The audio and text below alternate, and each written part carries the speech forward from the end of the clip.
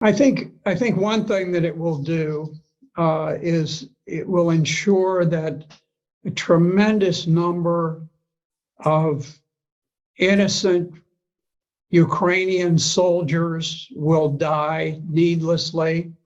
A lot of Russian soldiers will die needlessly. These are kids. You know, kids go off to war. I went off to war as a kid. You think your country, right or wrong, everything they're doing is fine. It breaks my heart when I look at the faces of young Russian boys who have been gunned down, in some cases very criminally by Ukrainian forces. And likewise, I see Ukrainian young men who are being slaughtered on the battlefield. We don't care. The United States and NATO, we do not care how many Ukrainians die. Not civilians, not women, not children, not soldiers. We do not care. It's become a great football game. We've got our team, they've got our team, rah, rah. We want to get the biggest score and run it up. And, we don't care how many of our players get crippled on the playing field, as long as we win.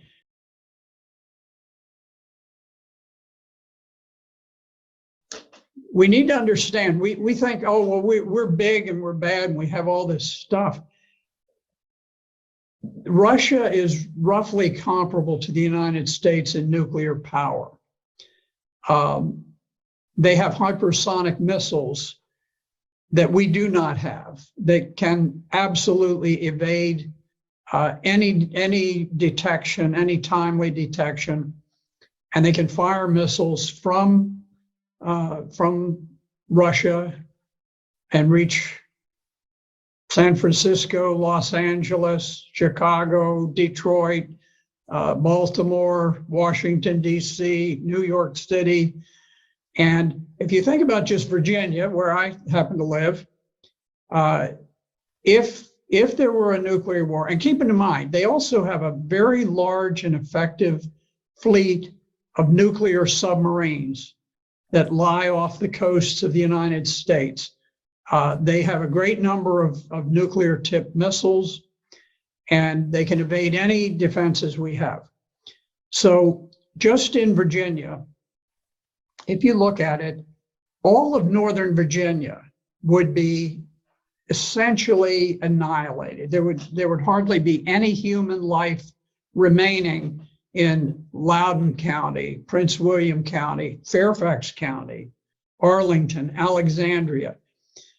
The Pentagon lies in Arlington County. The Pentagon would simply be a glowing mass of molten sand. There would be no human life there, and there would be no human life for many miles around it. Just across the Potomac, the nation's capital, there would be no life remaining in the nation's capital. The Capitol building would disappear forever. All of the monuments, all of these glorious things, nothing would remain. If you go to the coast of Virginia, you have the Norfolk Naval Shipyard. You have the Port of Norfolk. You have the greatest accumulation of naval power on the face of the earth. This is where we park all of our aircraft carriers, our nuclear submarines, all of those things. There would be nothing remaining. There would be nothing remaining of any of those shipping industries there. And you can carry this on. You talk about New York City. Probably New York City itself, not only would everybody be killed, but it would probably be impossible for people to inhabit New York City for hundreds of years afterwards. That not only would it cease to be a place of vibrant human life, but probably going out for maybe half a millennium, it would not recover any sort of civilization.